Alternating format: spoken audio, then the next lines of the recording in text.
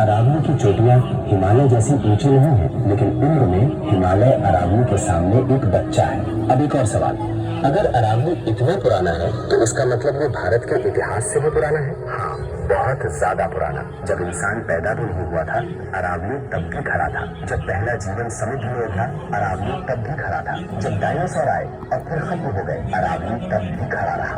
अरावली सिर्फ समय का गवाह नहीं है, ये भारत की प्राकृतिक रक्षा रेखा है। आज अगर थार रेगिस्तान पूरा भारत नहीं निकल पाया तो इसके पीछे अरावली की चुप भूमिका है। ये पहाड़ रेगिस्तान की गर्म हवाओं को रोकते हैं, ये मानसून की दिशा को मोड़ते हैं, ये बारिश को भारत के अंदर टिकाए रखते हैं। अगर अरावली ना होती तो दिल्ली, हरियाणा, पश्चिमी उत्तर भारत आज रेगिस्तान होता।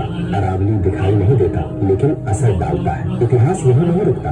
अरावली मानव सभ्यता की कहानी में भी एक अहम अध्याय है। इन्हीं पहाड़ों की चट्टानों से इंसान ने पहली बार धातुओं को समझा। यहाँ तांबा मिला, यहाँ से औजार बने, यहीं से मानव सभ्यता ने आगे बढ़ना सीखा। अरावली सिर्फ प्रकृति का चमत्कार नहीं, वो इंसानी विकास की नींव भी है। लेकिन अब इस कहानी का सबसे दर्दनाक हिस्सा आता है। जो पहाड़ करोड़ों साल प्रकृति की मार झेल गया, वो आज इंसान की लालच से टूट रहा है। खनन, कटाई, अवैध निर्माण अरावली को अंदर से खोखला कर रहे हैं। अगर अरावली खत्म हुई तो इसका असर तुरंत नहीं दिखेगा, लेकिन धीरे धीरे बारिश बदलेगी, गर्मी बढ़ेगी, रेगिस्तान आगे बढ़ेगा और एक दिन हम समझेंगे कि हमने क्या खो दिया। अरावली बोल नहीं सकता, लेकिन अगर इसकी चट्टानें बोल पाते तो शायद कहते कि मैंने समय को हारते देखा है, लेकिन इंसान को खुद से हारते पहली बार देख रहा हूँ। अरावली सिर्फ पहाड़ नहीं, ये धरती की स्मृति है, ये इतिहास की सांस है, ये भविष्य की चेतावनी है। इसे बचाना सिर्फ प्रकृति को बचाना नहीं है, ये खुद को बचाने की कोशिश है, क्योंकि जब समय बोलेगा